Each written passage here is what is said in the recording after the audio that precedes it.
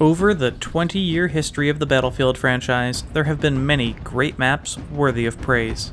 Some maps become legendary, icons themselves of the Battlefield series and worth remembering for their balance, uniqueness, and special gameplay. This is the story of the best maps of Battlefield.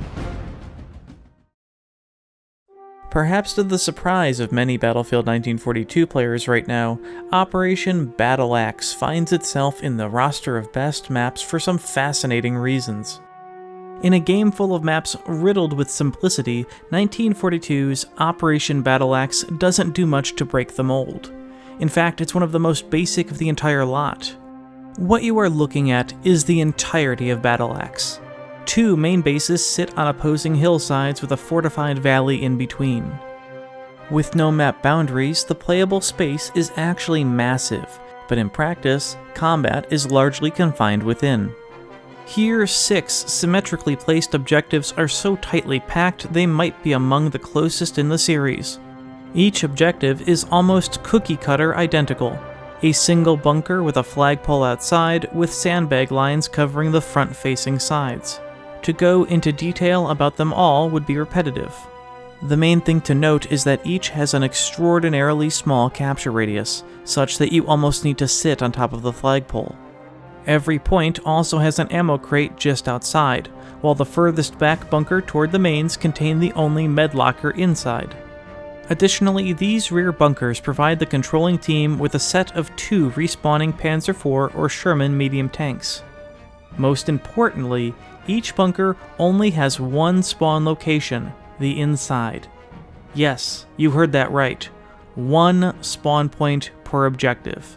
You would think that this would have disastrous effects, but in reality, between the limited weapons of 1942 and super close proximity of all other bunkers, it essentially trains players not to be stupid, and instead spawn on the more reasonable nearby flags where they can walk back in about 10 seconds. Only the distance of a grenade throw, really. That is not to say that the bunkers were not camped mercilessly for wild kill streaks. Being a very small map, you would think that there would be greater assets and detail filling the space between these bunkers, and it's true, this is one of the few areas where improvement would have been welcome. Divots and slopes in the terrain offer varying degrees of theoretical cover, as do additional sandbag emplacements and large boulders. Tank traps and barbed wire fences are placed in abundance, more for decoration than any reasonable impact on gameplay.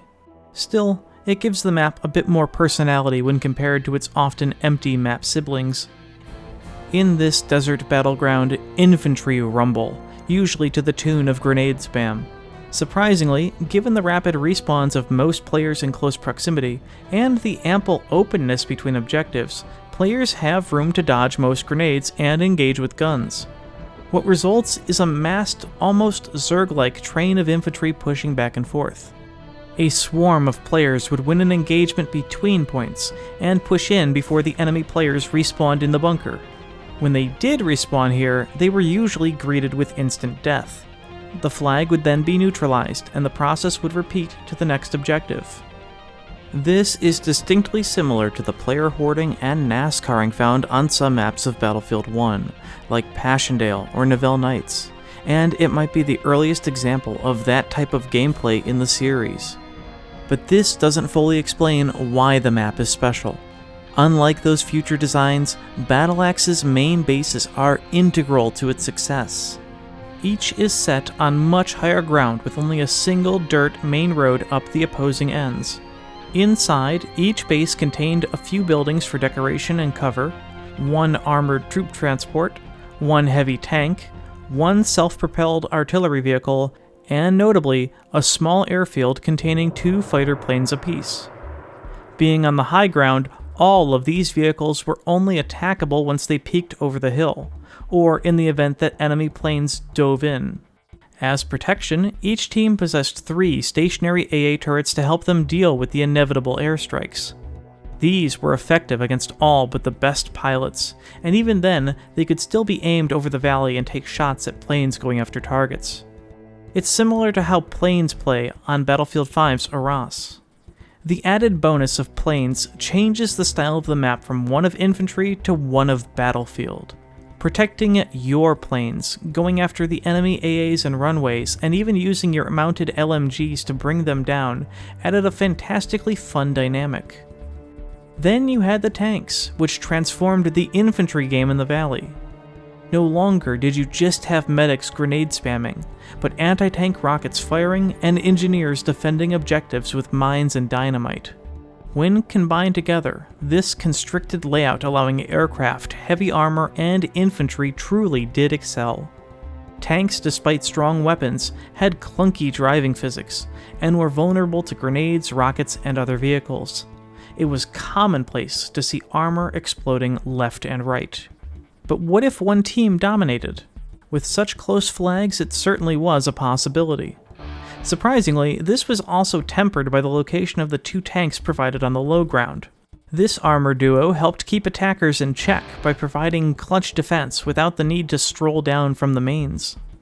The higher ground on the hill fronts can be scaled by enemy infantry, or surprisingly, by tanks with enough momentum, though given the enemy respawns in the deployment area, this was a dangerous play and uncommon to see. But here is the masterstroke. The fundamental valley layout gives the map high ground advantage to the losing team. In this position, snipers can peek, grenades can be thrown further, infantry can rush down the hill to try to take back the closest point. Tanks, particularly the artillery vehicles, could shell the enemies below, and even slide down if careful. The high ground allowed each team, in combination with utilizing the singular spawn point weakness, to barrel down into the valley and get back into the round. To be sure, it didn't guarantee success, but it was an exceptional terrain design which helped many games go back and forth. In this dusty desert, you could find planes in the air dogfighting above, attacking infantry and tanks when they could. Armor and infantry battling below in a constant struggle over flags. Even the sandy environment works in its favor, obscuring vision intentionally to mask the limited draw distance, preventing players from targeting enemies on the opposite main base hills.